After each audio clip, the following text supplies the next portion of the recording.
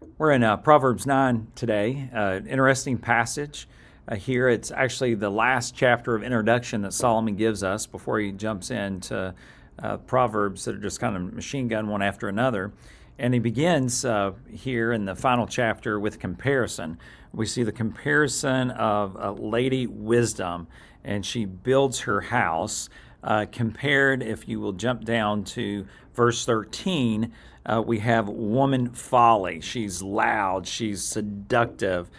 She also sits at the door of her house. So there's two houses. There's the house of the wise, and there's the house of the fool.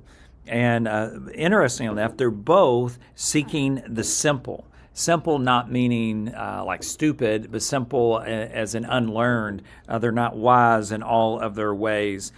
So here, whoever is simple, let them turn to her. And so we have this choice that Solomon is putting before us, that you can choose Lady Wisdom or you can choose Lady Folly.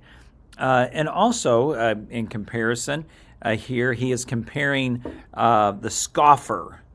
The scoffer is someone who, when you reprove them, when you correct them, they will abuse you, they will injure you, they will hate you.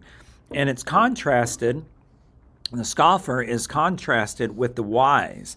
The wise, on the other hand, will love you. When you tell someone who is wise they need to change in a certain area, then they will receive that correction.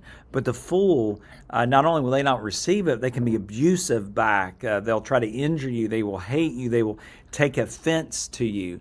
So here Solomon is comparing to his son. There's Lady Wisdom and Lady Folly.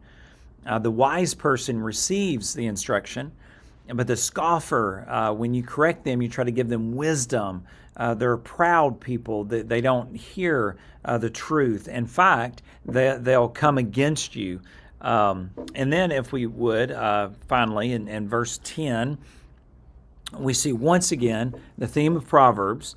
We see the fear of the Lord as what? The beginning of wisdom. So as we began in chapter 1, verse 7, so we end in chapter 9, verse 10, this long introduction that Solomon is convincing his son, hey, listen to me, listen to wisdom, seek wisdom.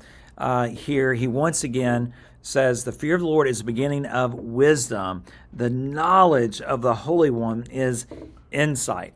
And then he tells us the effect of it. What's the result? Well, the result here in the text is your days will be multiplied, your years will be added, and you will have life. The message is clear in Proverbs 9. If you seek wisdom, you'll find life. But if you turn to folly and you shun instruction, you shun correction, then it will lead to death. It will lead to Sheol. It's interesting here, too, in verse 17. It says, the person of folly will say that stolen water is sweet, that bread eaten in secret is pleasant. And so Solomon is clearly writing here that there is a definite line between wisdom and folly. Choose wisdom.